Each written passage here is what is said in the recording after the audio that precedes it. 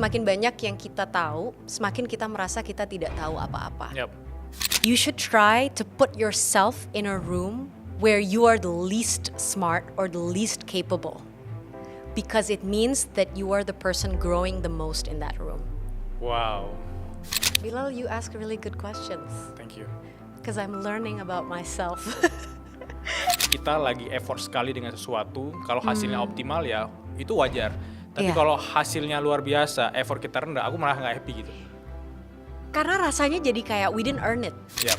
Iya. Masuk ya. Karena udah terlalu kaku nih kan, udah terlalu kaku kan. Tadi tuh aku kayak loading bentar-bentar. Ini tuh joke ya. Iya. Iya. Dan gue tuh selalu percaya bahwa pada saat kita sekolah, kita tuh belajar cara untuk belajar.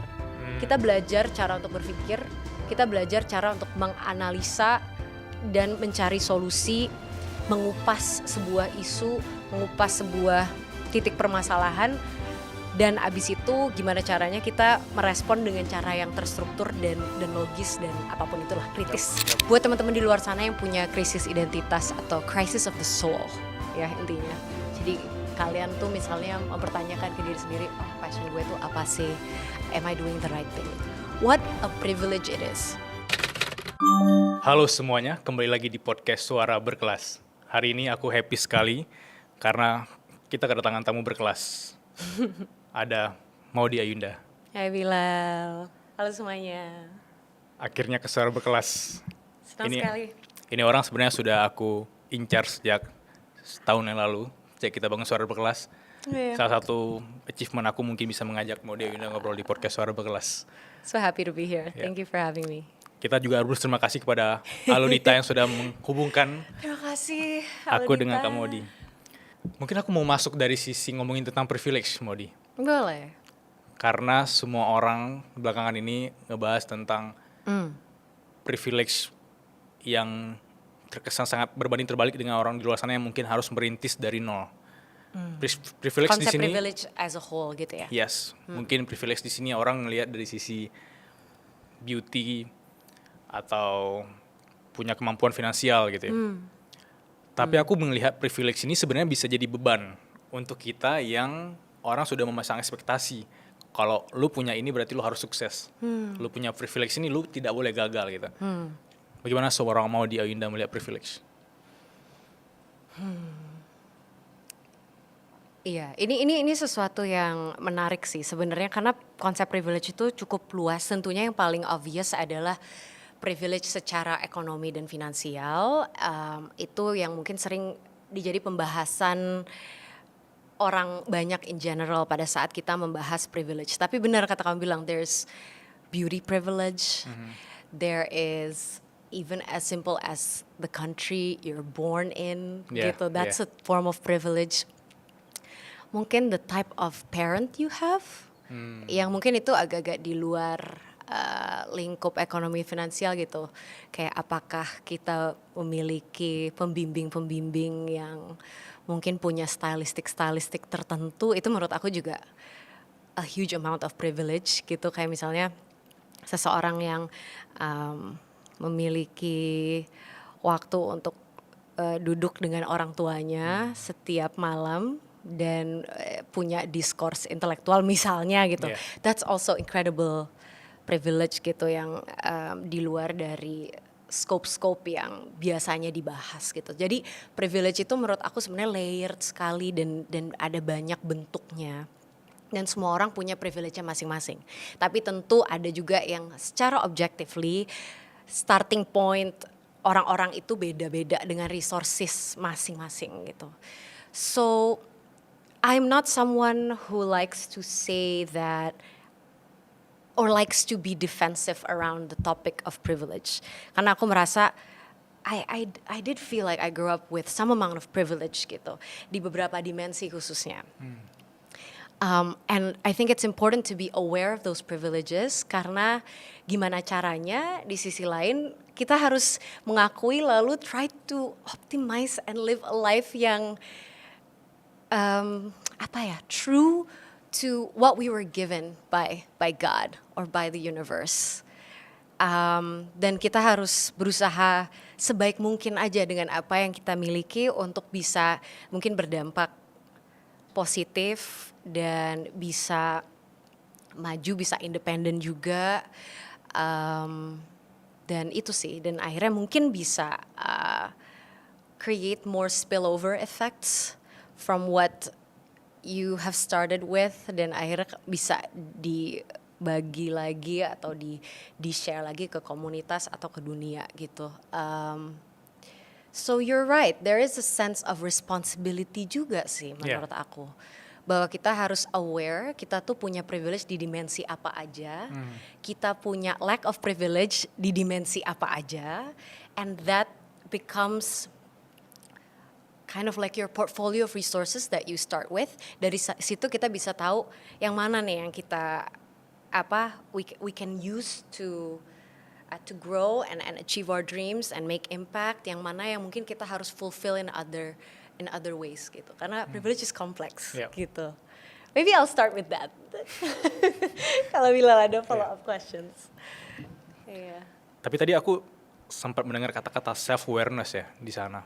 Ketika mau dijelaskan tadi, sebenarnya bagi yang belum paham self awareness dan mau sendiri melihat self awareness itu seperti apa, kalau bisa kita gali. Self awareness itu sebenarnya perjalanan mengenal diri sih. Aku nggak suka bilang bahwa aku tuh udah self aware, karena aku merasa bahwa aku tuh masih dalam proses self discovery terus. Tapi intinya adalah self awareness adalah kesadaran diri, dan kita punya aspirasi untuk mencapai poin kesadaran diri yang paling optimal. Kita paling mengenal diri kita sepenuhnya dan juga bisa melihat perjalanan kita tuh secara objektif. Karena aku rasa it's very easy kalau misalnya orang bilang, lo sukses karena lo privilege, to be very defensive. Enggak, gue juga kerja keras kok. Enggak, you know, all these things. Tapi if you pause and you step out and really look at yourself from a third person point of view, ya memang ada privileges yang banyak juga di berbagai dimensi gitu. Dan jadi stepping out and seeing who you are holistically, almost from like a third person point of view, tuh menurut gue penting sih dalam proses benar-benar bisa mengenal diri sepenuhnya gitu. Dan refleksi internal itu yang selalu gue coba lakuin sih. Karena self awareness kayaknya proses juga gak sih, bilang gak tahu sih. Menurut gue, I don't know if I will be 100% self aware, but itu yang akan gue selalu usahakan. Aku bahkan di fase titik terendah atau lagi problem dengan pekerjaan atau kesehatan aku sempat nulis tulisan yang dimana, what a privilege to be tired from work you are back the universe for. Kayak selama ini aku udah kerja keras untuk dapetin kerjaan yang aku lakuin hari ini. Kalau lelah itu privilege sebenarnya.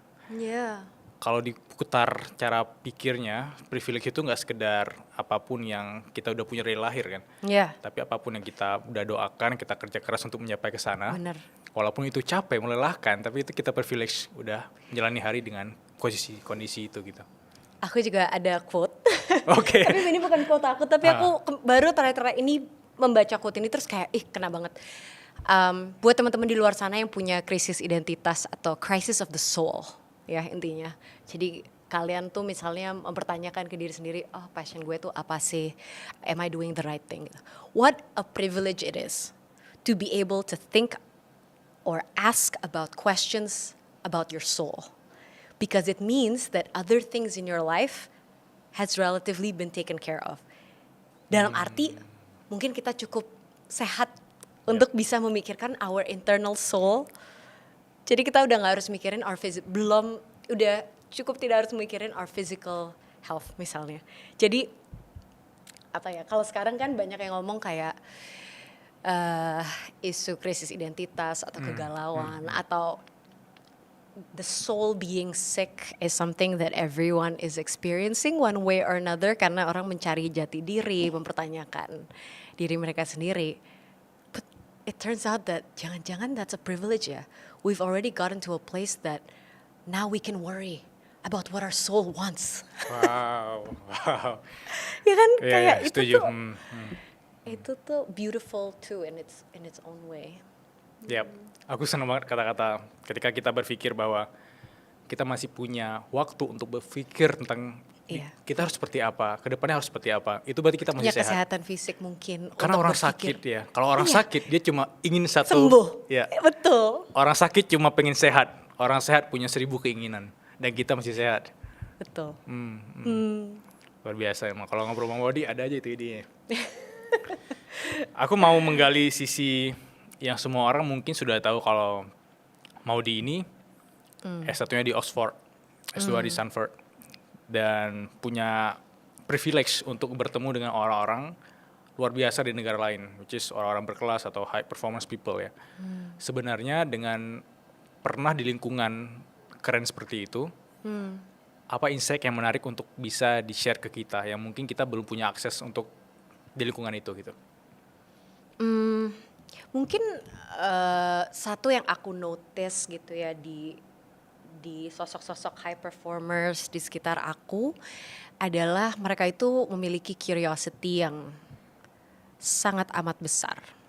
Rasa ingin tahu, dan bukan hanya curiosity sebenarnya, tapi humility around curiosity. Wow, yes. Jadi mungkin sosok-sosok ini kecenderungannya sulit sekali untuk merasa puas atau cukup pintar dalam perjalanan mereka, and that's like a genuine feeling. Jadi curiosity-nya tuh bukan cuma rasa ingin tahu, tapi kayak it's like a hunger and a desire for growth gitu. Kayak ada quote gitu, semakin banyak yang kita tahu, semakin banyak yang kita tahu, semakin kita merasa kita tidak tahu apa-apa. Yep. Dan kayaknya tuh quote itu menggambarkan satu budaya atau satu approach yang mungkin gue sering melihat gitu di beberapa komunitas-komunitas ini gitu. Just this curiosity and this acceptance that we are so limited as human beings and all we can do is try to learn as much as we can in our lifetime gitu. Jadi itu satu.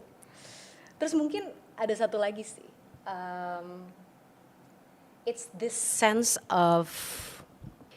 sense of having two time horizons. Jadi di satu sisi bisa memiliki visi jangka panjang, jadi time horizonnya sangat-sangat panjang, punya vision. Tapi di sisi lain bisa mengeksekusi secara short term. Oke. Dan bisa mikirin next step-nya apa nih yang menjadi prioritas, yang menjadi penting untuk gue lakukan hari ini, detik ini, menit ini. Apakah itu membuat pitch deck ini, apakah itu menyelesaikan tugas A ini gitu. And that happening at the same time as having kind of like a long-term direction and vision. Dan kedua hal itu tuh penting menurut gue, karena banyak orang yang executor. Mungkin short term executor, cuman entah karena waktu, entah karena apa gitu ya, kurang bisa melihat vision yang lebih besarnya apa yang ingin dicapai. Atau mungkin ada orang yang sangat grandios kayak you want that big thing, tapi pada saat harus execute on a smaller scale dan konsisten dan terus itu lebih sulit.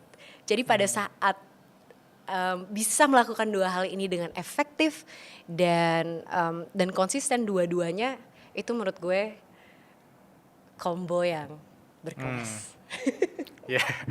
Combo yang berkelas ya. Gimana obrolan kami tadi? Seru ya? Bagi kamu yang mau nonton offline podcast Suara Berkelas, kita ada special event khusus untuk teman-teman berkelas yang serius mau join. Penasaran? Bisa klik link di deskripsi. Sampai jumpa. Aku tidak pernah mengawinkan curiosity dengan humility loh. Dan tadi aku baru, oh iya juga ya, selama ini aku ketemu sama orang-orang yang mungkin memang levelnya sangat berkelas, itu sudah pasti ada curiosity-nya. Tapi kita lupa menggali tentang humility-nya. Karena kalau dia punya humility, dia pasti curious. Bener, Iya kan? curious doang belum tentu punya intellectual humility gitu kan. Yep. Iya. Kalau dia punya humility, dia pasti akan bertanya terus, Dan kualitas orang kan bisa dilihat dari pertanyaannya, dan itu memang sangat relevan. Wow, ya juga ya. Itu itu tiba-tiba that's dapet true atau emang actually. udah punya selama ini gitu? I talk about curiosity a lot. Cuman kayaknya nggak tahu hari ini ngobrol sama Bilal kayak pengen memberikan warna ekstra lagi sih bahwa tapi sebenarnya curiosity-nya tuh lebih dalam dari itu sih, bahwa Oke. ternyata humility-nya tuh juga sesuatu yang penting, kayak bahwa kita bisa salah, Yes. bahwa kita itu, dan pada saat kita sadar bahwa kita bisa salah, kita jadi sangat adaptif dan kita bisa sangat terbuka terhadap pemikiran orang lain dan perspektif orang lain dan gitu sih. Kayaknya curiosity doang tuh ternyata ya harus ditemani dengan Ya, humility. humility. Wow, bagus sekali. I like that. Dan yang aku juga kaget tadi tiba-tiba ngomongin tentang long term game ya. Aku per hari ini, mungkin karena aku pernah baca buku Growth Mindset ya. Itu aku sejak baca buku itu, lebih tepatnya 5 tahun yang lalu kalau nggak salah. Itu aku selalu ngelihat dalam konteks karir, even berkarya dalam konteks jangka panjang terus. Dan kalau ketemu sama orang yang punya mindset jangka panjang juga akan seru gitu kolaborasinya. Iya. Kalau mau di sendiri, selama ini itu pernah punya partner jangka panjang dalam konteks bekerja, Iya. komunitas, even pertemanan, ya bisa di-share ke kita. Ya. Mungkin nggak tahu sih, banyak orang yang tahu apa enggak, tapi circle aku tuh terbilang kecil, tapi konsisten. Dalam arti nggak terlalu banyak yang keluar masuk. Oke. Jadi inner circle aku tuh itu aja.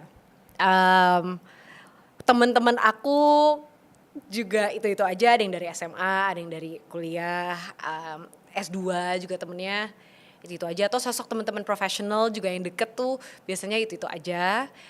Ya maksudnya begitu mereka cross the threshold, kita benar-benar jadi temen. Nah biasa itu ke-maintain terus. Tim aku juga, some of them I've worked with more than 10 years. Aku punya venture atau company namanya From This Island. Itu aku juga bekerja sama dengan teman aku yang aku kebetulan kenal dari SMA. Dan kita berteman sangat-sangat dekat sampai akhirnya memutuskan untuk berbisnis bareng. Jadi kalau ditanya punya gak sih sosok-sosok di sekitar aku yang membantu aku untuk berpikir jangka panjang, bisa dibilang iya gitu, karena di inner circle aku, karena these are people who's been with me for a while, mereka juga membantu aku menjadi accountability buddy terhadap impian-impian aku gitu, atau impian-impian kita bersama. So it really helps actually. That's a really good question, karena aku baru mikir kayak iya juga ya, sebenarnya karena inner circle aku tuh small tapi cukup konstan. It helps keep me accountable. It helps, to remind me of who I am.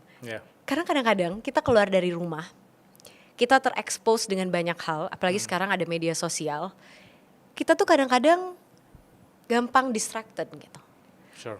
Distracted dalam arti kita mungkin jadi mengevaluasi, apa gue menjadi orang yang seperti ini aja ya? Apa gue ikut jalur yang ini aja ya? Ada opportunity ini nih, apa ini aja ya? Jadi nggak kebayang sih. Everyone is always overwhelmed with optionality. Tapi pada saat kita balik ke lingkup inner circle atau even suami aku atau co-founder aku, ada orang-orang yang mungkin yang membantu mengingatkan dan grounding lagi. Remember who you are and remember what you have always wanted to do. Yeah. Bilal, you ask really good questions. Thank you. Because I'm learning about myself in this thing. It's like therapy. Iya, tadi pada anak-anak biasanya kalau datang sini, lu jadi psikolog aja Kak. Asli, because I'm like, wait. Iya. Tapi aku nanya gitu karena aku pun ngerasain hal yang sama gitu. Kalau ditarik balik versi aku 10 tahun yang terakhir, aku masih di circle yang sama dengan temanku. Oh ya? Dan kita punya jalur yang sangat berbeda. Jalur kita sangat berbeda, kita berbeda kota, berbeda negara. Dan aku jujur dalam hati terdalam aku pengen mereka growing Dan mereka juga selalu, kalau aku, dia happy sekali lihat Bila growing, punya podcast gitu-gitu kayak. Dan itu sudah kita jalani lebih dari 10 tahun. Itu unik dan kita jangan take for granted gitu sih, Yes. Bilal, ya kan? Ya. Bahwa ada sosok-sosok yang sudah lama melihat perjalanan kita, itu tuh kedalaman Yeah. hubungan dan kedalaman understandingnya tuh beda sih. Beda kerasa. sekali, benar. Mungkin ada orang yang baru kenal Maudi ketika Maudi punya followers 10 juta. Mungkin ada orang yang baru kenal Bilal ketika Ya. punya followers 100.000. Right. Dia punya POV sangat berbeda. Tapi kalau teman kita yang Betul. pernah lihat di fase kita di sini, Even belum ada Instagram gitu. itu sangat berbeda. sih, Yap. itu beda. Wah, sangat relate ternyata ya. Kita masuk ke versi Maudi yang mungkin juga jarang terlihat di sosial media atau di layar kali ya, di depan layar ya. Selama ini mungkin orang melihat kamu punya kepercayaan diri yang sangat positif ya, aura energinya juga. Terus kamu memang termasuk orang yang banyak dikagumi oleh anak-anak muda di luar sana gitu. Tapi kalau aku masuk ke Maudi Ayunda sendiri, pernah nggak ngerasain fase inferior atau dikelilingi oleh orang-orang yang tadi high performance people, kamu merasa bahwa aduh aku tidak pantas, aku tidak worth di lingkungan ini gitu. Dan kalau pernah, gimana cara paling simple untuk dealing dengan fase itu? Ini lucu sih, ini pertanyaan yang lucu. Karena aku tuh cukup sering merasa seperti itu, merasa out of place. Atau mungkin merasa like an imposter ya, itu kan nama sebuah sindrom gitu. Imposter syndrome gitu, di saat kita merasa inferior atau out of place atau kita nggak belong here gitu. Karena core-nya aku sebenarnya anaknya nggak pedean. Dan ini adalah deskripsi yang selalu digunakan keluarga besar aku ataupun ibu aku sendiri. Bahwa Mot, kamu itu waktu kecil pemalu total. Kalau ada keluarga datang kamu pasti mojok baca buku. Atau kalau mama suruh naik panggung kamu pasti malu. Pasti adik kamu yang lebih berani gitu. Jadi first of all, actually gue tuh tipenya yang first instinct adalah untuk merasa insecure mungkin atau nggak terlalu percaya diri. So it's an interesting question. Yep. Dan apalagi mungkin ya karena kesempatan-kesempatan yang tadi gue dapetin, entah sekolah di tempat-tempat yang cukup baik gitu ya, selalu di sekelilingi sama orang-orang yang gue tuh merasa selalu ngeliat ke atas gitu, kayak oh my gosh, kok lo pinter banget ya, tuh kayak kok lo ini banget ya gitu. Itu tuh sering banget sih, Bilal, to be honest. Jadi imposter syndrome tuh something yang I just have had to deal with in my life. Yang paling pertama kali ngerasa begitu banget tuh pada saat S1 sebenarnya. Oke. Karena di situ ada culture shock. Terus tiba-tiba masuk ke university seperti Oxford yang untuk jurusan gue pada saat itu kelas-kelasnya tuh sangat kecil. Kelasnya tuh bisa 1 profesor, 2 atau 3 murid, karena bentuknya tuh diskusi sebenarnya, bukan lecture. Jadi lecture-nya tuh ada lecture yang besar, tapi terus ada kayak sesi-sesi sama profesor yang smaller group. Dan abis itu kita ngomongin esai yang kita tulis untuk minggu itu. Kadang-kadang based on a book the professor wrote. Jadi situasinya tuh terasa sangat high stakes dan sangat ada perbandingan antara kita dan juga classmate kita yang cuma 1 atau 2 orang itu. Dan kita harus berbicara secara aktif di kelas tersebut. And it was the most like scary, growthful situation I've ever been in. Karena gue tidak terbiasa juga dengan format kelas seperti itu. So the feeling of always feeling, oh my gosh, I can't do this, like I'm not confident, itu tuh sering terjadi. Dan ada satu hal yang pada saat itu menjadi turning point yang sampai sekarang gue gunakan gitu. It's this feeling or this shift in mindset bahwa you should try to put yourself in a room where you are the least smart or the least capable. because it means that you are the person growing the most in that room. Wow. Karena Wow. berarti kita yang absorbing, kita yang menyerap, Yeah. kita yang belajar paling banyak, Yeah. dan kita yang paling deltanya itu, delta pertumbuhannya itu paling besar gitu, logikanya. Mhm. Jadi yang tadinya itu mungkin ya mindset gue adalah, oke, gue datang ke kelas ini, gimana caranya gue harus perform. Itu jadi berubah jadi kayak, enggak. Gue cukup ke kelas ini, gue pengen belajar. Dan gue harus come in with curiosity, dan gue harus menyerap. Yes, mungkin memang benar orang-orang ini lebih jago, lebih pinter. Tapi berarti betapa beruntungnya kamu mau di That's humility. maybe the humility actually helped gitu dari sisi oh ya udah, jadi it's not about performance, it's not about being the best atau being number one, but it's about the learning experience and knowing that you get to absorb as much. Nah dari situ sih baru jadi turning point, gue menjadi lebih nyaman dan akhirnya jadi lebih improve, dan mungkin ujung-ujungnya ya akhirnya jadi merasa lebih peer to peer gitu sama peers gue pada saat itu gitu, karena gak terlalu stuck in my own insecurity dan lain-lain. Yeah. Sampai sekarang masih sering terjadi perasaan-perasaan kayak gitu, Yeah, dan normal. I always remind myself of that same thing gitu. Termasuk waktu kemarin gue ke Geneva buat ada namanya yang Global Leaders Summit. Itu komunitas yang baru saja gue tuh onboarded to that Okay. community. Itu adalah sebuah komunitas dari World Economic Forum. Wah, isinya angkatan gue, Bilal, itu prime minister, ministers, atau kayak very very successful entrepreneurs dari seluruh dunia. Umurnya juga 30 sampai 40. Jadi gue termasuk yang paling muda karena gue 30. So imagine aja, gue di situ juga I felt like a fish out of water, but and then I forced myself to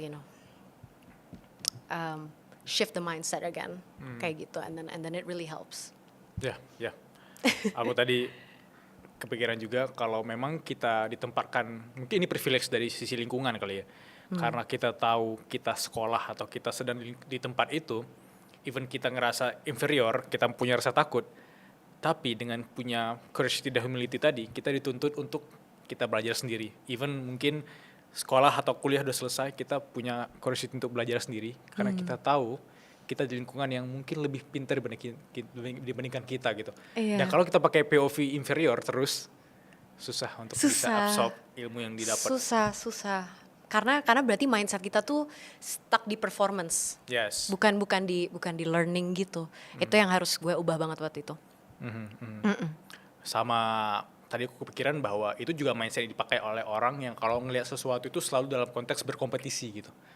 Kayak semua orang itu siapa yang paling cepat, siapa yang paling pintar. Jadi kita ingin berkompetisi, dan itu biasanya kalau kita merasa gagal dikit, itu udah yang paling rugi, kita yang paling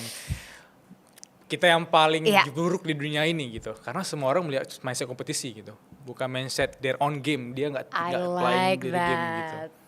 Jadi kayak mindsetnya tuh bisa dibilang juga outcomes versus process. Pada saat kita berkompetisi, kita tuh outcome focused. Oh yes. Gitu. Tapi pada saat kita tidak berkompetisi dan kita hanya belajar, kita jadi proses focused. Dan ngejalanin prosesnya aja, asal itu memuaskan, bisa membuat kita happy dan punya sense of achievement. Entah apapun itu hasilnya. Iya.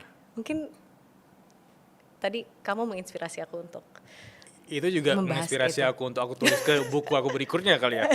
Outcome focus versus process focus.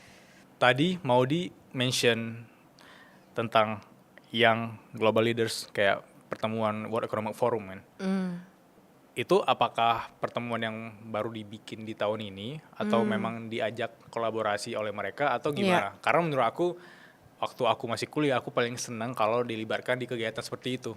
Walaupun kita akan terkesan sangat inferior karena orang-orang lainnya mungkin menteri dan lain gitu.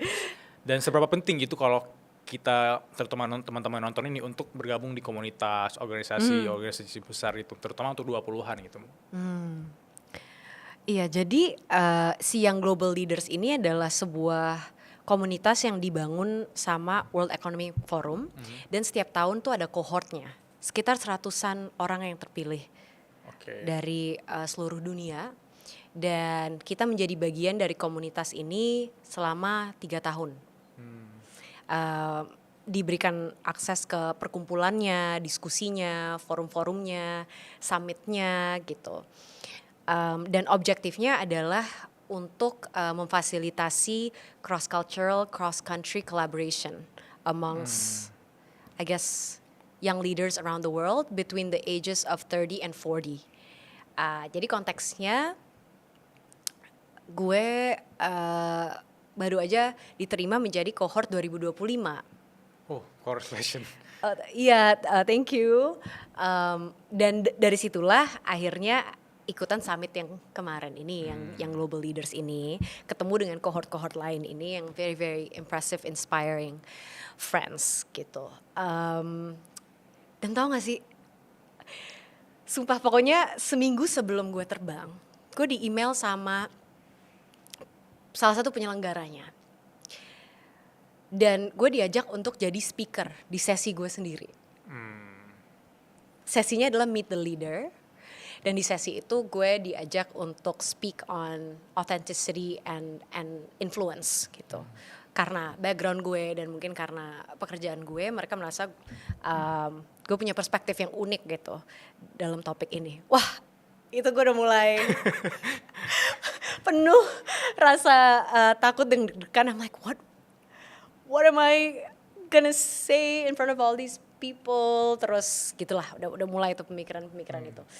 Nah tapi intinya gue harus kesana, gue cerita, gue sharing, gue juga merasa gue mendapat kesempatan untuk cerita tentang Indonesia, and that's a wonderful thing for me.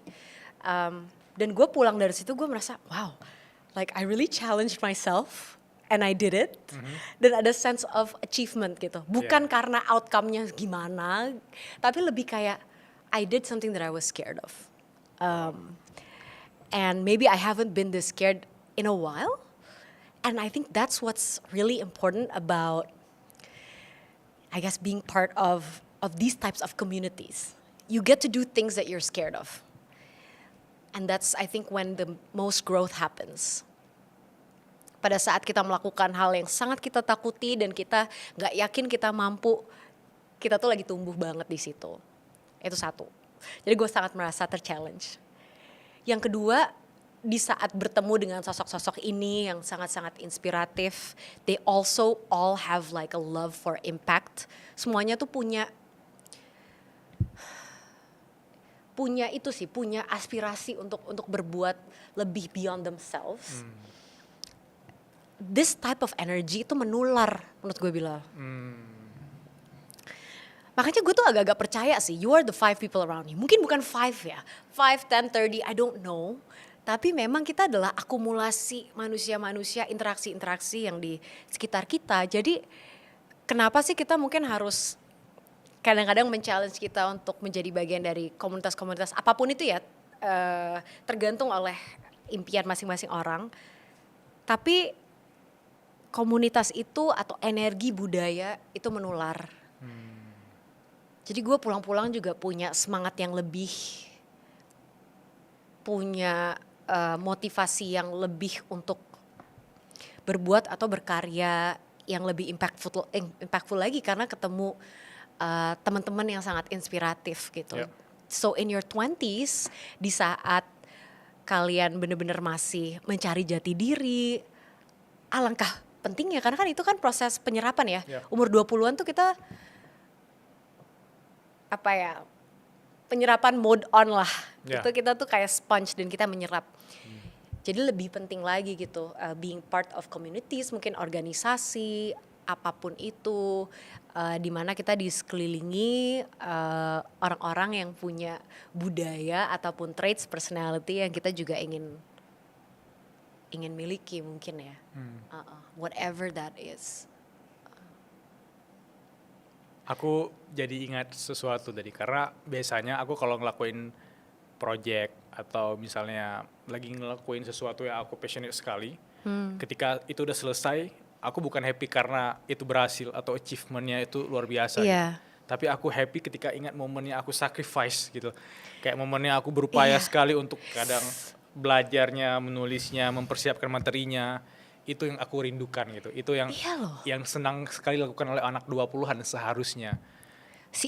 Proses berupayanya Proses berupaya itu ya tadi, yang kayak berkesan ya. proses fokus tadi kalau kata mau dia. Kayak proses itu sangat-sangat berkesan. Atau paling simpelnya gini, kalau misalnya kita lagi effort sekali dengan sesuatu, kalau hasilnya optimal ya itu wajar. Tapi Iya. kalau hasilnya luar biasa, effort kita rendah, aku malah nggak happy gitu. Karena rasanya jadi kayak we didn't earn it. Yap. Kayak ada sedikit kayak kurang. Kok kayak ada yang kurang ya, kayak aku dapat sesuatu tapi kok effortku kayak biasa aja gitu, kayak itu feelnya sangat berbeda biasanya. Dan tadi aku juga Benar lagi. jadi ingat fase Maudi yang ketika masih di Oxford di awal 20-an juga, itu kan kita harus jadi sponge yang harus menyerap semua orang Iya. gitu ya. Karena kalau menyerap tanaman-tanaman laut kan SpongeBob ya. Gitu ya. Masuk ya. Karena udah terlalu kaku nih kan, udah terlalu kaku kan. Bentar, tadi tuh aku kayak loading bentar. Ini tuh joke ya. Iya. Iya. Teman-teman udah expect serius nih, tapi it's okay, itu biar bridging pertanyaan berikutnya. Lucu. Aku suka. Kalau dilihat dari sisi pertemanan, itu biasanya akan ada yang disacrifice di hidup ini ya. Karena tadi aku lihat inner circle-nya juga mengecil, atau teman-teman di sekitarnya juga memang orang-orang yang sangat konsisten lagi kayak play long term game with long term people gitu. Sebenarnya yang selama ini dilakukan oleh Maudi dengan punya privilege ini, sebenarnya apa yang disacrifice oleh Maudi yang mungkin tidak terlihat? Apakah jam tidur mungkin harus diet setiap hari, apa yang sebenarnya kamu sacrifice sehingga kamu happy dengan kamu sekarang itu?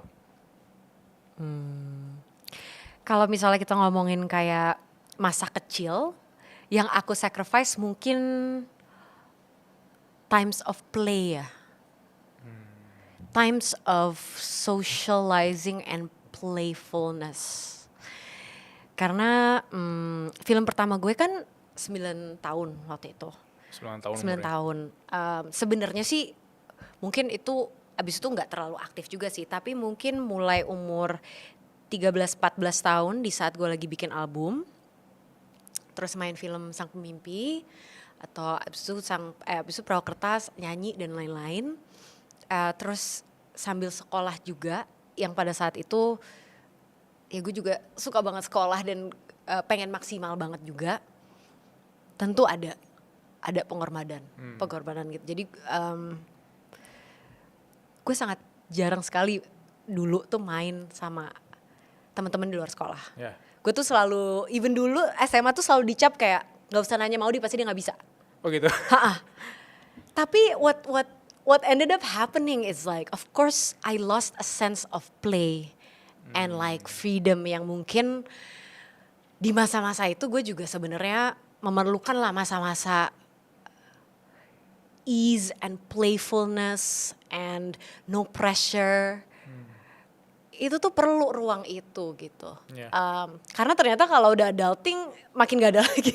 Iya. Iya kan, maksudnya Iya, the room of play itu in childhood itu benar-benar unik banget. Karena begitu kita udah dewasa, isinya tanggung jawab, isinya pekerjaan. Tanggung jawab tuh maksudnya tanggung jawab ke orang lain, pekerjaan dan lain-lain. Itu tuh time of play udah gak ada. Sekarang aja kalau bengong tuh adanya mau mikir gitu. Tapi jadinya di masa-masa where I could have had that for longer, I had less of that gitu. Jadi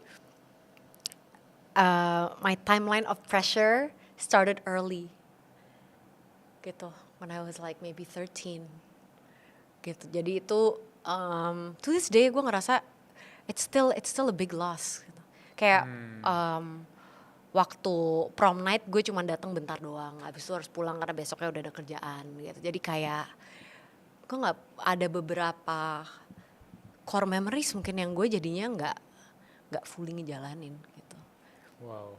Makanya aku kalau ketemu orang misalnya kalau dia lagi di peak performance, aku pasti menanyakan sisi apa yang disacrifice apa Iya. yang mungkin hilang dari dia atau apa yang harus dia korbankan untuk Iya. mencapai ke sana. Karena tidak ada orang yang mungkin kalau Iya. di teori differ bonus teori tidak ada yang bisa Bener-bener. Iya, imbang iya. semuanya gitu ya. Sama for the longest time, mungkin karena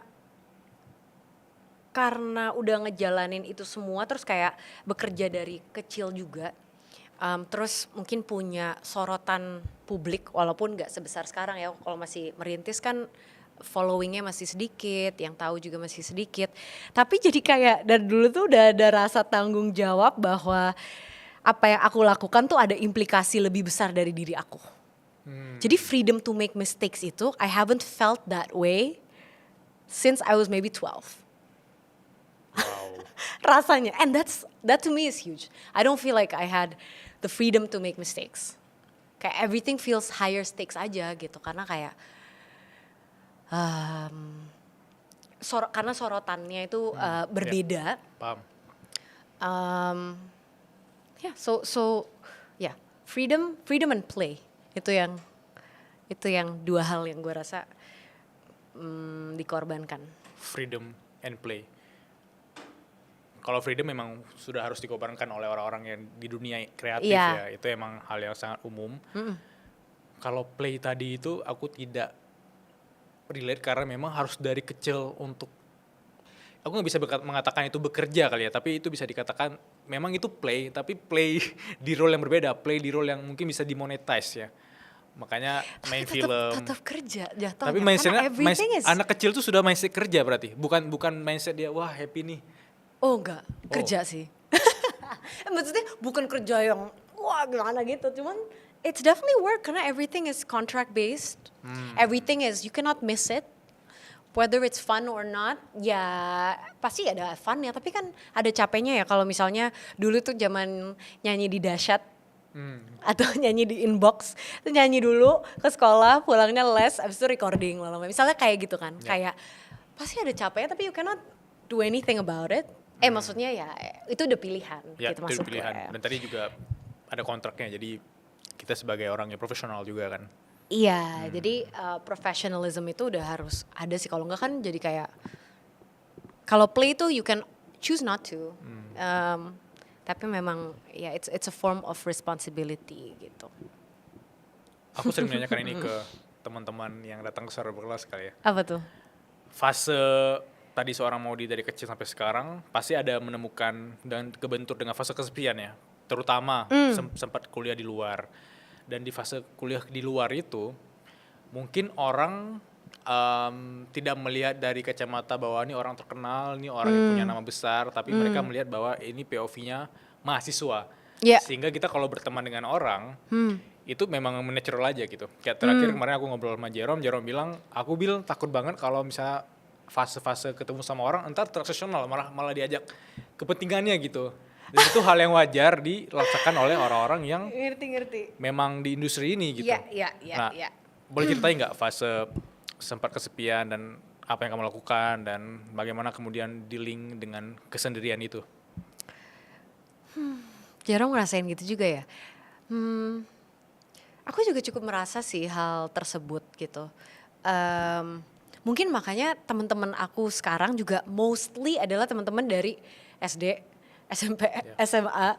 Karena bukannya aku merasa bahwa setiap pertemuan tuh pasti transaksional, tapi kita tuh kayak ada feeling in the back of our head, ini tuh kita purely nyambung atau sebenarnya memang karena kita lagi pengen punya outcome yang mutually beneficial ya. Paham. Kayaknya aku nggak tahu itu karena kita udah dewasa atau juga karena the nature of the business and the industry juga. Karena kumpulan pengalaman-pengalaman masa lalu juga. Mungkin karena kumpulan masa lalu, jadi kayak membangun hubungan baru jauh lebih mudah kayaknya dulu gitu, yang lebih purest, lebih pure dan lebih organik. Sekarang tuh memang sifatnya suka bingung gitu.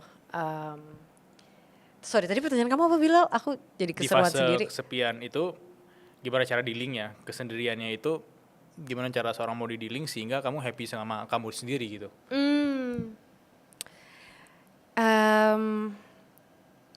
Untungnya aku tuh orangnya memang introvert. Oke. Jadi cenderung survive atau nyaman dalam kesendirian. Jadi kalau misalnya selama masa kuliah atau masa apapun itu, di saat teman aku tuh cuma segelintir, aku tuh kayak totally fine ngobrol sama satu orang itu terus. Atau kayak ngobrol sama si 5 orang itu terus gitu. Itu tuh cukup bisa mengisi aku gitu. Karena aku lebih suka obrolan yang deep dengan orang yang aku nggak harus ajarin ulang konteks hidup aku. Oke. Kan kalau kita kenal orang baru jadinya harus mulai dari Iya. superficial, Iya. berkali-kali ketemu berjam-jam baru akhirnya mereka tahu konteks penuh, akhirnya bisa kita ajak lebih dalam. Nah, aku tuh cukup nyaman dengan kayak udah dengan orang-orang sekitar aku, even if it's my team dan lain-lain. Thankfully mungkin itu kali ya. Jadi fase kesepian yang literal kesepian tuh nggak terlalu pernah aku alamin karena I can survive with very few people around Iya. me. Iya, itu sangat relate. Jadi kamu gitu juga bilang ya? Iya. Ya kan Iya. kayak malah kadang-kadang sendirian doang, literal sendirian, gue juga masih oke gitu. Ya asal nggak yang berkepanjangan selamanya ya, tapi Aku bisa bilang sih, ini sering aku bilang di podcast aku juga, dan di Apa? beberapa postingan aku bilang bahwa kalau kamu merasa kesepian ya berarti kamu bukan teman yang baik untuk dirimu sendiri gitu. Karena I like that. karena aku Can you be alone with yourself gitu kan iya, jadi maksudnya? kayak aku misalnya aku lagi di coffee shop tuh sendiri gitu ya, makan atau sambil kerja di laptop. Kan kalau cowok lagi makan kan kasihan kayak kita ingin samperin, ini saya bantu gitu ya. Dan aku tuh emang biasanya sendiri seperti itu gitu. Misalnya aku kayak lagi nulis atau lagi baca buku atau apapun itu sendiri. Tapi setelah aku lihat orang lain yang cowok itu sendiri, ya juga kasihan gitu lihat cowok lain. Dan ternyata itu aku juga sebenarnya, itu cerminan aku gitu. Nah, tapi aku happy ketika sendiri. Iya. Karena kita ngeliat dari luar kan, wah ini kasihan ya. Padahal kita happy.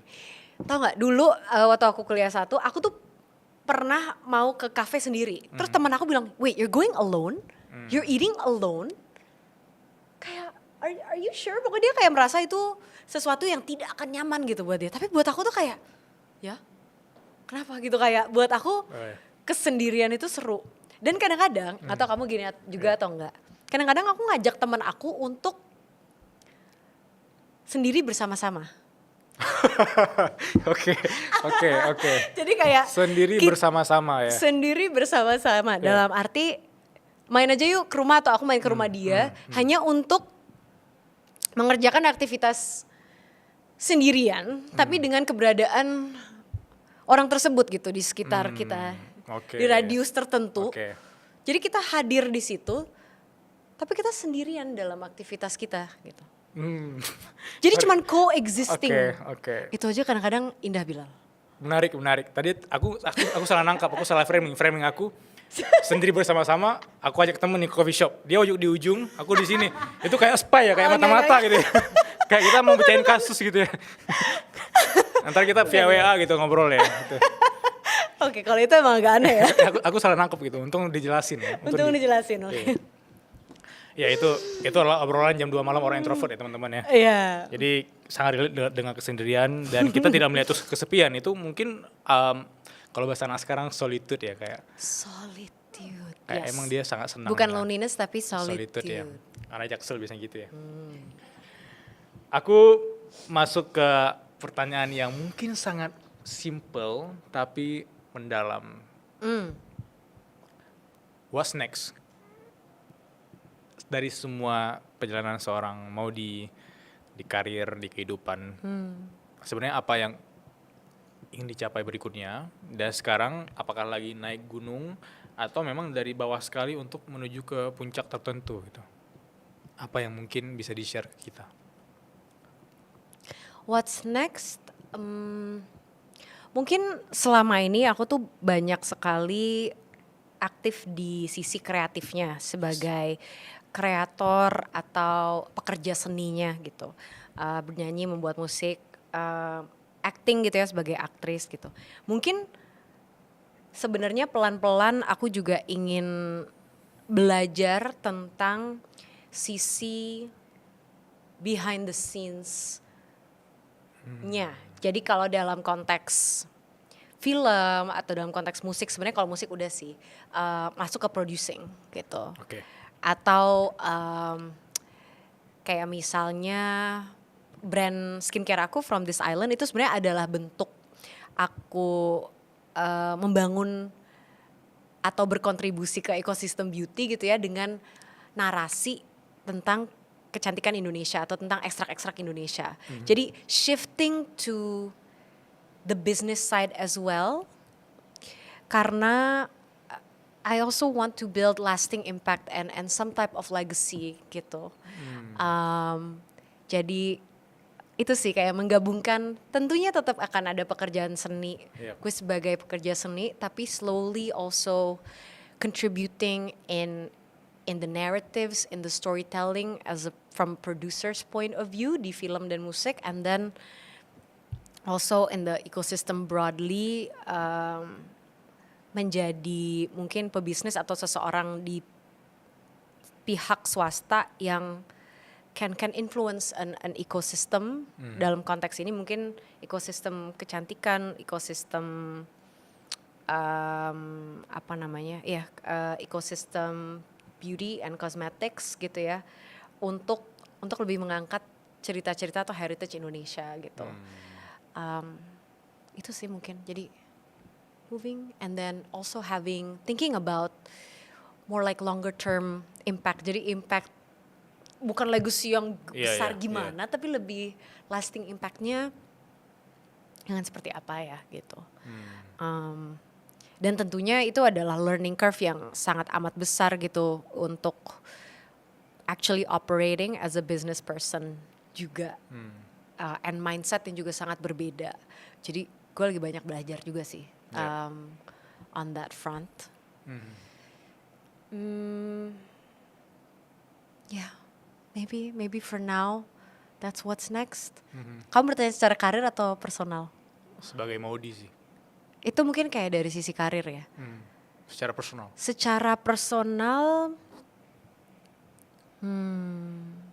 Secara personal, I'm trying to get to a stage where I am giving myself more grace and more patience. Karena umur 20-an tuh rasanya kayak sprint banget. Malah mungkin dari belasan dalam untuk konteks gue gitu. Kayaknya tuh lari aja terus gitu, ngejar entah apa. And now that I'm 30, I just need to make sure that yang selama ini dikejar itu masih sesuatu yang ingin dikejar. Jadi I am also going through an audit period, di mana gue pengen make sure bahwa gue masih selaras. Tapi tidak harus selalu sprint. Dan tidak harus sprint, justru harus pause dulu. Karena jangan sampai ternyata kita mengejar sesuatu yang kalau kita pause tuh sebenarnya gue udah bukan itu lagi ya yang gue cari atau yang gue pengen gitu. Just making sure that realignment itu ada. Mungkin itu dari personal, dari berbagai dimensi hidup ya. Tadi katanya Maudi juga setiap hari belajar, sampai hari ini belajar terus ya. Sehari berapa menit baca buku? Atau memang ada space? Enggak selalu Enggak sih. Setiap hari? Enggak setiap hari. Tapi definitely seminggu gue pasti beberapa malam before bed gue di bedside table gue tuh ada a few books that I'm reading. Gitu. 3 buku yang mengubah seorang Maudi Ayunda, terutama untuk teman-teman yang menonton ini yang mungkin fase 20-an. Kalau zaman S1 gue kan belajarnya philosophy, politics, and economics. Specializing di political philosophy juga. Jadi ada salah satu buku yang gue baca itu The Origins of Inequality by John Stuart Mill. It's actually a relatively thin book. Gak tahu kenapa buku itu tuh membuat gue sangat-sangat berpikir panjang tentang kemanusiaan, human history, humanity's journey, dan membuat gue secara kritis mempertanyakan mungkin hal-hal yang sifatnya adalah di dunia ini tuh social construct yang mana yang sebenarnya core atau human nature gitu. Itu salah satu topik yang dulu tuh as a 18-19 year old tuh kayak Yeah. Yeah. and knowing that ternyata ada loh banyak hal-hal itu yang kita inherit.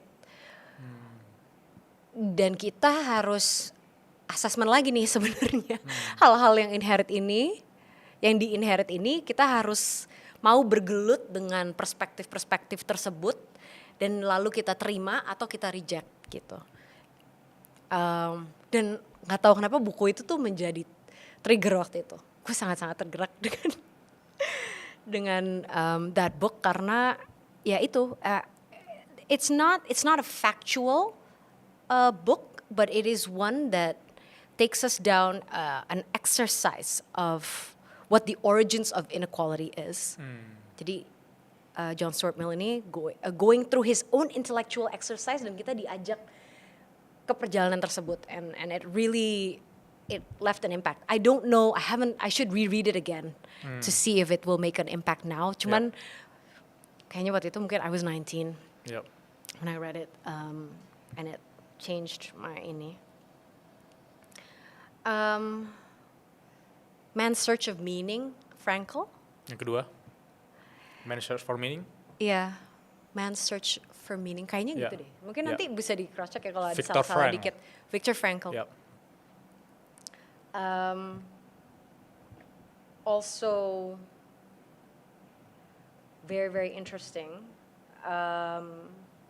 Talking about what drives a person gitu. And he thinks that what we're all doing is searching for meaning dalam kehidupan. It's not pleasure. It's not pride or superiority. Kan ada banyak tuh ya kayak lini-lini filosofinya gitu, kayak what we believe is something that human beings search for. And I just kind of like his perspective dan dia juga grounding it in his experience waktu berada di concentration camp.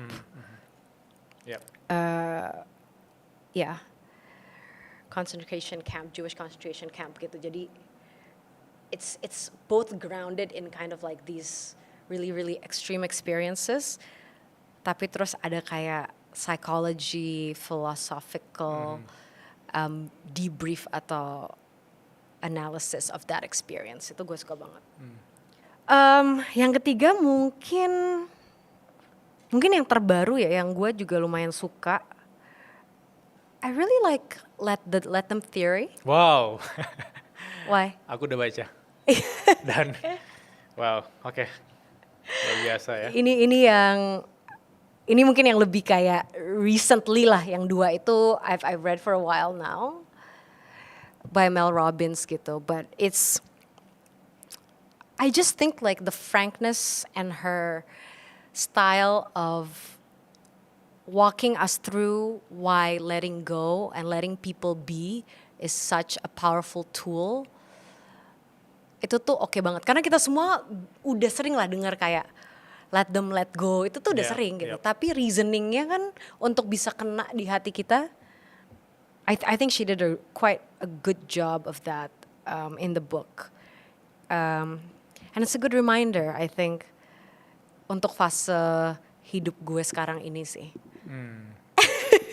Without saying too much, but just kind of like learning how to let things be, let them be gitu. Kenapa? Kamu kayaknya punya respon terhadap buku ini? Iya, jadi aku bisa simpulkan buku kedua dan ketiga juga masuk top 3 aku. Really? Iya. Man's Search for Meaning, Viktor Frankl, dan Let Them Theory sekarang masih di top list yang aku baca dan itu sangat relate dengan kehidupan aku. Right. Tapi buku pertama aku benar-benar belum pernah baca, yang Inequality tadi dari John Stuart Mill, aku belum pernah baca dan aku yakin juga Maudie pasti kalau baca sekarang feel-nya sangat berbeda ya. Iya, makanya POV yang orang berbeda gitu ya. Makanya aku kayaknya mau baca ulang karena I don't know why for a 19-year-old pada saat itu tuh kayak banget, tapi maybe I'll have a different perspective now gitu. Tapi I would say that kind of changed my perspective then gitu. Kayak itu tuh lumayan turning point. Kalau yang buku kedua Masters for Meaning juga di fase aku baca itu memang aku lagi di fase menderita dengan diri aku sendiri kayak. Dan aku belajar bahwa penderitaan juga bagian dari kehidupan ya. Yes. I think Frankl mentioned that you can get meaning from one, a particular work or calling in life. Two, you can get it from a connection that you have with other people. Mungkin your wife, husband, children, family, apapun itu. Terus yang terakhir from suffering, worthwhile suffering. So even in suffering, as long as there's some meaning that you can get out of it, that can make life feel worthwhile gitu. Dia kalau nggak salah ada 3 itu. I don't know if it's a perfect quotation for him. I don't think it is. Tapi kalau nggak salah dia ngomongin 3 itu. And the suffering one is really interesting. Dan dalam konteks penderitaan itu juga menurut aku, even di penjara, even di concentration camp yang sangat ribet itu, dia tahu 2 tahun lagi dia harus punya project apa, dia alasan dia keluar itu seperti apa, dan itu yang kita alami sekarang. Harusnya kalau kita di fase yang lagi desperate sekali, kita tahu fase ini tuh sebenarnya fase kita yang mungkin 2 tahun lagi sedang menunggu kita gitu kan. Nah, siapa yang sedang menunggu kita itu ya kita harus menuju ke sana walaupun sangat-sangat berat. He talks a lot about hope juga. Oh ya, hope. Iya kan? Oh yeah, hope as the thing that adds meaning to your suffering. Tapi emang, it's a good book. Dan Let Them, makanya aku senyum-senyum karena memang selama ini aku selalu mencoba untuk mengontrol opini orang gitu tentang aku, tentang orang di sekitar aku. Tapi dengan mengupayakan ya udahlah biarin aja mereka seperti itu, bukan mengabaikan, tapi kita lebih care atau self care yang terbaik itu menurut aku dengan ya udah let them. Iya. I love that.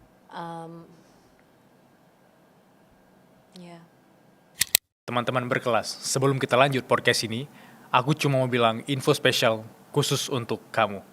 Mulai hari ini, kamu sudah bisa join membership resmi Suara Berkelas. Kamu bisa dapetin eksklusif summarize dari episode-episode favorit aku di Suara Berkelas. Dan setiap bulannya bakal ada akses eksklusif buat kamu ngelihat behind the scene podcast Suara Berkelas, seperti obrolan aku dengan narasumber off the record, dan hal menarik lainnya yang bakal aku share khusus untuk membership ini. Jadi, kalau kamu merasa podcast Suara Berkelas mengubah cara pandang kamu melihat dunia, feel free untuk join membership Suara Berkelas atau klik link di deskripsi. Sampai jumpa dan jadilah bagian dari perjuangan dan perkembangan Suara Berkelas. Maudi, 3 pertanyaan dari teman-teman Suara Berkelas. Asik. Pertanyaan pertama dari Chris Crispy. Chris Crispy? Ya, Chris Crispy. Do you think bringing your skills and experience from abroad will be useful in Indonesia for now? Dan apa yang bisa kamu sharing ke anak-anak 20-an tentang pengalaman dan skills kamu? Mungkin pertanyaannya skills apa dulu kali ya? Bisa Karena jadi. karena kalau gue pikir-pikir sebenarnya yang paling valuable itu kan ada beberapa hal. Satu, cara berpikirnya. Mungkin yang kita acquire adalah cara berpikir dan cara mencari solusi terhadap sebuah problem gitu. Jadi lebih kayak structured thinking, problem solving, hal yang sebenarnya sangat bisa di-apply apapun itu masalahnya. Yep. Yang bahaya adalah pada saat kita mungkin membawa sebuah teori dalam konteks yang berbeda, terus kita apply ke Indonesia yang konteksnya tuh beda.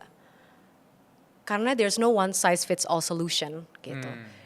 Jadi tentunya jangan teori yang dibawa, tapi pemikiran and ways of thinking and ways of solving a problem or ways of looking at a problem. Dan yang kedua itu sih kayak knowing how to dig deep, and knowing how to use the curiosity and critical thinking approach to look into any issue itu yang gue rasa juga penting dan sangat-sangat bisa di-apply gitu. And then I guess adalah hard skills juga yang objectively bisa cukup berguna di konteks manapun, kayak di dunia bisnis, principles of accounting and finance, there are just quite literally certain things yang universally applicable. Jadi satu, hard skills yang emang applicable, dan yang kedua lebih ke ways of thinking. Dan kenapa itu applicable? Karena it can function in a variety of context gitu. Makanya kalau misalnya gue ditanya kayak, Maudi kalau belajar filsafat atau political philosophy waktu di S1 nggak kepake dong. Kan ada ya kayak atau kayak apapun itu jurusan kita ya selama S1. Kok jadi nggak kepake, sekarang jadi penyanyi atau sekarang jadi pebisnis, apa hubungannya gitu.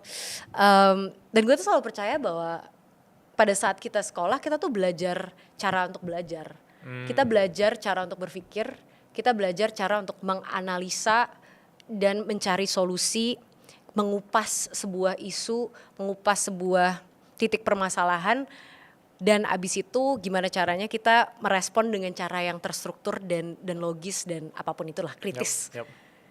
Wah, dan itu besar, itu sebenarnya yang kita dapatkan dari S1 atau dari pendidikan idealnya gitu. Supaya ruang aplikasinya luas, mau nanti masalahnya baru, kita bisa menggunakan otak yang sama atau toolkit yang sama gitu. Gak tahu sih ini Chris Crispy, apakah ini harapan yang kamu jawaban yang kamu harapkan? Karena justru menurut aku hard skills-nya tuh malah bukan itu sih yang jadi emphasis buat aku gitu. Kalau secara applicability. Itu ya Chris Crispy ya. Chris Crispy, thank Harusnya you for your aman, crispy question. Oke, kita ke pertanyaan kedua dari ALDWYSS. ALDWYSSS. Aku nggak tahu nama panjangnya apa, tapi itu mungkin ya. All do yes mungkin ya. Kak, solusi buat yang mau improve jadi lebih baik, tapi di lingkungan aku yang sama sekali tidak mendukung, terutama dari sisi keluarga. Mohon sarannya Kak Maudi, terima kasih. Wow, itu kayaknya sebenarnya kalau ada kamu di depan aku akan bertanya banyak dulu. Karena banyak konteks yang aku missing ya. Yang dimaksud dengan keluarga kurang mendukung itu misalnya seperti apa dan lain-lain. Tapi mungkin kalau kita ngomong general gimana ya Bilal? Ya sebisa mungkin memang mencari atau memposisikan diri kamu di ranah atau spaces lain yang kamu bisa temukan di luar dari lingkungan kamu sekarang gitu, supaya budaya-budaya tumbuh itu mungkin bisa menular ke diri kamu gitu, atau di luar itu mungkin kamu bisa create that own space gitu, dan mengajak teman-teman sefakultas atau apa untuk bikin kayak forum diskusi atau bikin inisiatif tertentu. I just feel like surrounding yourself with like-minded people itu sangat-sangat membantu kamu tumbuh because it feels natural. Bener. Jadi it's a social context dan bukan sesuatu di mana kamu tuh kayak, aduh gue harus tumbuh nih, gue harus kayak improve myself gitu. The improvement happens as a sub outcome of hanging out and being around people who inspire you and who make you wanna grow gitu. Jadi satu itu sih, cari tempat-tempat seperti itu. Yang kedua, I believe in the power of just action and just doing things as something that propels growth. Jadi kalau ada sesuatu yang kamu udah lama pengen lakukan, apapun itu, coba lakuin aja. Ambil aja kelas itu, ikut aja organisasi itu, datang aja ke meeting pertama. you know, and it's like these small little things yang sebenarnya tadinya kamu ragu, kamu agak berat ngejalaninnya, tapi you do it anyway. That's really confidence building. Dan itu tuh akan menggulir ke hal-hal lain yang tiba-tiba kamu ngerasa gue udah improve banget ya in the last year. Just by saying yes to things, just by doing things that you were scared of doing. Just by saying yes to action and no for distraction. Yes, just by saying yes to action. Oke, kita ke pertanyaan ketiga. Pertanyaan terakhir dari followers kita. Fatia_PTR. Bagaimana cara Kak Maudy mengendalikan emosi yang selama ini lingkungan tidak support Kak Maudy? Mengendalikan emosi ya. Mengendalikan emosi ya.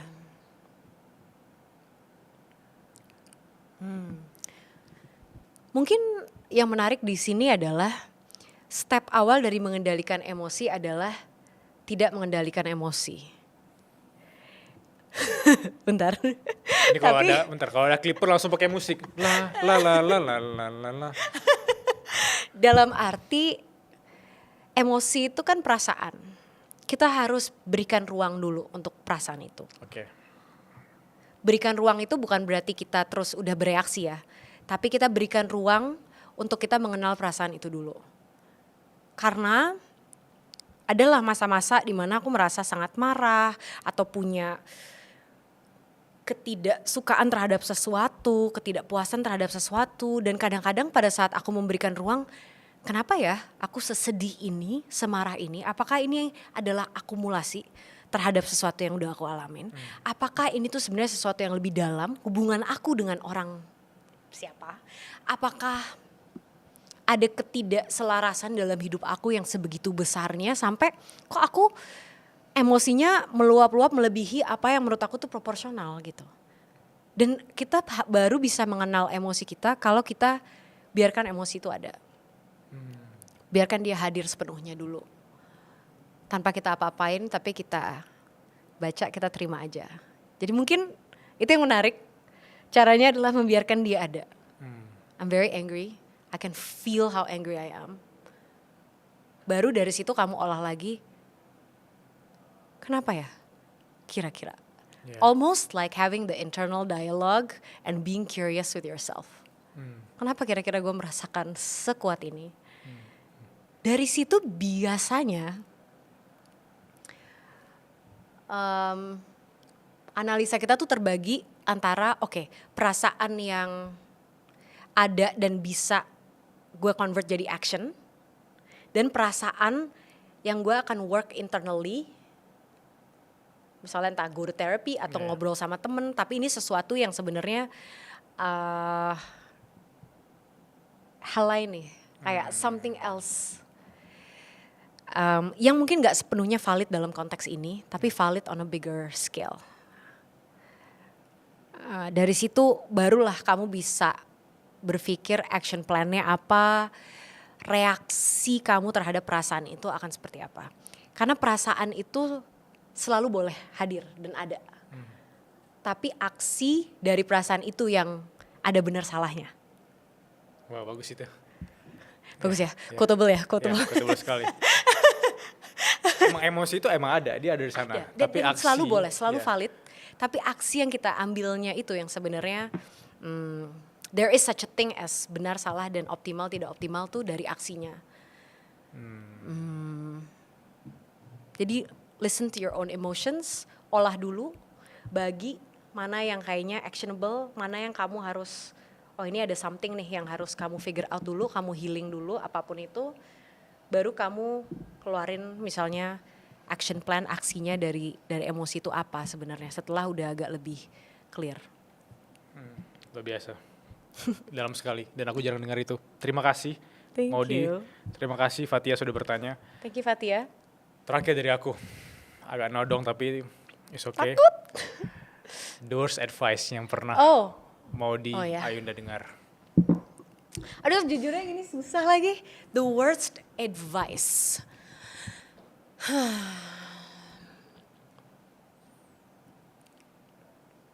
Aku boleh berpikir sebentar ya, 1 Boleh, menit. boleh. The worst advice. Damn. Oke. Oke, boleh. Boleh, silakan. Bahwa passion is something that you find. Sebenarnya bukan advice, tapi ini tuh kayaknya sesuatu yang udah kita anggap sebagai sebuah kebenaran gitu, bahwa passion atau panggilan dalam hidup itu sesuatu yang kita temukan, harus kita gali dia, kita hadir sudah dengan passion itu dalam hidup ini, dan kita hanya perlu menggali itu apa, dan kita hanya perlu menemukan itu apa. Pada saat aku mempercayai perspektif tersebut, aku tuh jadi frustrasi karena kok nggak nemu-nemu passion ini apa sih. Dan ternyata passion tuh aku juga ngerasa berubah-berubah. Kayak dulu tuh aku tuh suka banget kayak main teater, musik. Tapi kok begitu dalam konteks pekerjaan gitu ya, rasanya gak se-passionate itu misal. Adalah naik turunnya. Jadi ternyata passion tuh berubah-berubah ya gitu. So I really have changed my mind about that. I think passion is something that you can build from action. Jadi bisa banget kita tuh sebagai manusia mungkin kita nggak ada passion inside us calling very very deep. By the way, kalau ada yang begitu juga totally fine. Tapi it doesn't apply to everyone. Dan ada mungkin orang-orang yang ya mereka memilih untuk melakukan hal-hal yang they're good at aja, tapi lama-lama menjadi passion.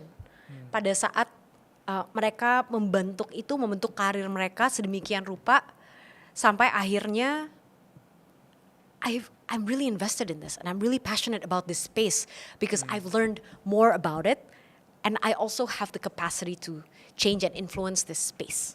Dan itu kan baru bisa dijalanin setelah orang itu ngejalanin